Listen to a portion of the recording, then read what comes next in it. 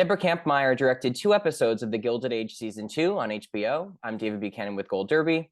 Deborah, I wanted to start by asking you, this is your first time directing the Gilded Age in its second season. What about the first season of the series really appealed to you and made you want to sign on when you were offered these episodes?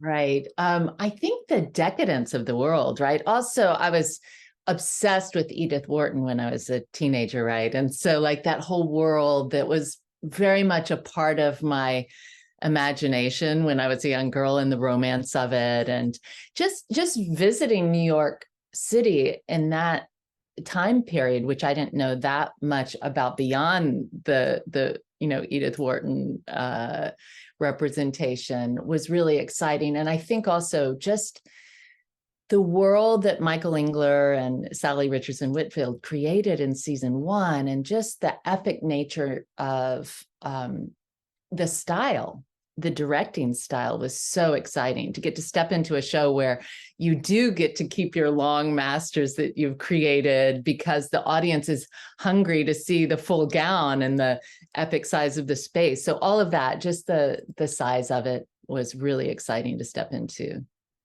That's exactly what I wanted to ask you next, because as you said, the first season established such a visual style. So I wanted to, just ask you what kind of prep you did when you, saw the scripts for the 2 episodes you were going to do.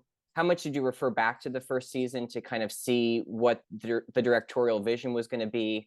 And how helpful was your DP? I think you worked with Manuel Billiter on both of your episodes. So talk about working with him on, bringing that style back to the show, but also, adding your own, style and visual flourishes to it. Yeah, absolutely. I really studied season 1. I watched those episodes multiple times. Certainly working with Manuel, he already knew the parameters we were working in and playing in. It was, I think there is a way in which, I'm coming in as a guest, right? And so I have to come to the party, not to change the menu, but I always say, I've been saying, especially on interviews about this show, because I think it's apt, it's like going to find the perfect bottle of wine to match the meal, right? That's going to like burst your palate wide open, when you match those two things. And so I really did. I really studied season 1 deeply. And, I do a lot of prep. I love to prep. I, spend a great deal of time thinking through, the shots, also connecting with my cast, and really getting ready. Going to all of these locations is so inspiring. And so to be there with Manuel and Bob Shaw, our production designer, and, beginning to see how we could play in that world to tell the particular stories we were telling with our episodes was just really thrilling. To come up with a shot like the ball at the end of episode 2, where we just, we got there in that space. And I'll say 2 things about the space. It's the actual tennis casino in Newport where they played these historical tennis games, right? That we were, essentially showing in this episode. But to come into that space, that 360 of that space, was very inspiring to me. And I really wanted to play with that feeling of like handing off these characters to each other as we went around this casino. And then also for that reveal at the ball, to start on the back of a gown and come up and see the orchestra and come over the roof and reveal the dance. Those were things, just being in the space with Manuel, we could come up with those ideas and really lean into, the grandeur that was created in season 1. Yeah, speaking of the production design, and we'll dive into more of episode 2 in a moment, but I want to ask you about your roots, because you started in indie film, and this series, and you've done a lot of television in recent years, but this series, I have to imagine, what is the transition like coming from your background into a show that's so lavish? I mean, I can't imagine the production budgets and the number of people involved with getting these scenes, especially those huge ensemble scenes, off the ground. What is that transition like for you? And looking back at the kind of trajectory of your career, what does it feel like to work on this series at this time? Yeah, I mean, it's just extraordinary, right? On every level, you're working with like the best of the best. And so, I always say, like, my job is to hold space for everyone to do their best work. But when you're working with the best of the best, like, holding space is just like insanely inspiring and pretty blissful. But, two things I would say. My imagination always had this kind of budget. It's just, I couldn't raise this budget for my film. So, like, to have the opportunity to come in and, like, we have a 35-foot crane on every day. If you want a 50, you just ask for it. It's like, are you kidding me? It's so, it's just so much pleasure to get to play in the world, in the scale and size of my imagination, which I hadn't been able to do, when my last feature was $250,000 for the entire budget. I'm not going to have the toys to play with. And so to get to play with these toys and extend into my imagination that way is so much fun.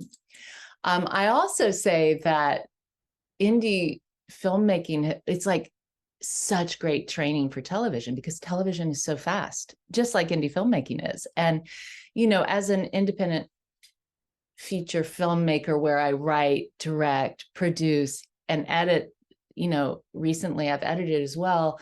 And also, to be honest, like, you sometimes doing catering, you're making, sandwiches to put out on the table before you head to set in the morning. Like, when I was, my first feature, I was, I was a single mom, and I was, like, nursing my daughter. It was like, there's no way I'm going to be able to shoot overnights. And I figured out how to schedule my days so that I could do splits, so there's that kind of understanding of every single piece of the puzzle when you're an indie filmmaker.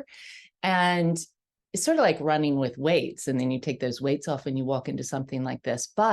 And certainly you have the support of an unbelievable team, but to come in with the understanding of every aspect of putting this kind of show together, or any kind of show together, really. The elements are all the same. You're just doing it on a bigger scale. So to understand how those pieces fit together, be able to problem solve, because I've problem solved everything, just have an understanding of what it means for this crew and the size of this show and what they're having to do every day to make it work, and how to crisis control, right? Like, we're shooting during COVID still. So, like, when you have crew or cast who aren't available because they've just tested positive, how do you rework it? How do you, and to think like that, I think the training from indie film really serves me anyway well to come into television. Yeah, that's a great point. I have to imagine so useful working on such a large production too, with so many moving pieces. Let's talk about working with Julian Fellowes writing. He wrote both of the episodes that you directed. When you saw those scripts, and it's such, his language is so stylized, and just kind of, it's just beautiful writing and so evocative and really transports you to time and place. How do you begin to visualize what those episodes are going to look like? Where does your process begin when you're looking at the page and you see his words, and how does it kind of transport you and bring so many ideas to your mind? Well, I love, he gives a lot of space for directors to create. Like, you're getting a lot of dialogue and not much direction, which is really fun to come on a show that he trusts his directors to come up with a visual landscape that's going to support this beautiful dialogue he's written. I do have to say, I just adore that he creates such complex female characters of every age, every race, like, or a lot of them. And he's really, I think there's so much space to lean into the experience of these women, which is really, I just love so much. These very complicated women, and all the characters get to be complicated. And so it's really fun it is very inspiring when you have that much space, I loved coming up with the opening of episode 2. And, in the script, it says that George is walking down the hall. He passes Bertha, who says, "Are you going to talk to her?" And then he's in the room having the conversation with Gladys. And to be able to come up with, what is it? What is it? And, oh, what if I put these two, the mother and the daughter, behind closed doors, and what must be happening behind closed doors in any, any age, in any time in history, what happens behind these closed doors with a mother-daughter relationship and a father in between. So to come up with that opening based on what, was handed over to me is so fun. And I do love that we get so much opportunity, because on a lot of shows you're told exactly what to shoot, and he really trusts his directors in a way,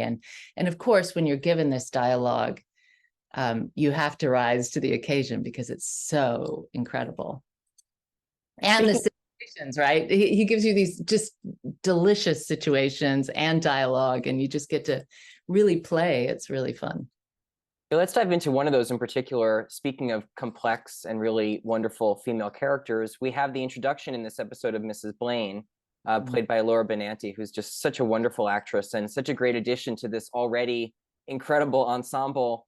How did you want to introduce her? This is the first time we've met the character. We had heard about her in episode 1, but we get to see her home, which is certainly not as grand as, the Russell household in Newport. So how did you want to go about introducing this character visually? Because this is the very first time we get to meet her.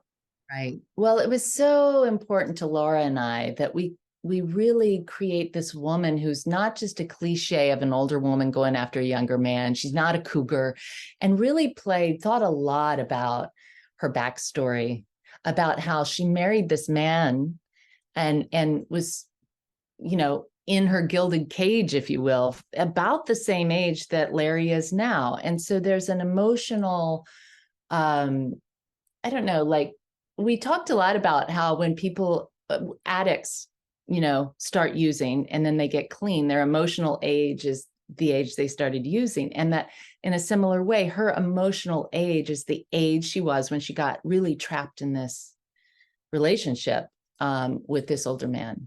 So it was really important that we showed her heart and her longing for life, right? And Larry bringing that life into her home and opening the windows, right? That was very important to us, to have this dark space. And then Larry, opening these windows into her life and bringing life into her life. And so, that was part of that opening sequence. That was also part of when they're looking at the floor plans and the emotion that stirred in her when she talks about wanting a new life. And so those elements were really important to us to bring in this woman's heart, So that's how we thought about it.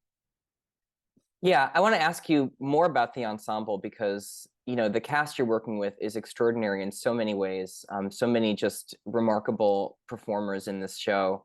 And so many great scenes you get to do that are really, as big as the ensemble is, a lot of the scenes are really intimate. We get a great scene between Christine Baranski and Deborah Monk. We get Carrie Coon and Morgan Spector. I mean, so many interesting pairings where you're really working with, individuals in really great scenes.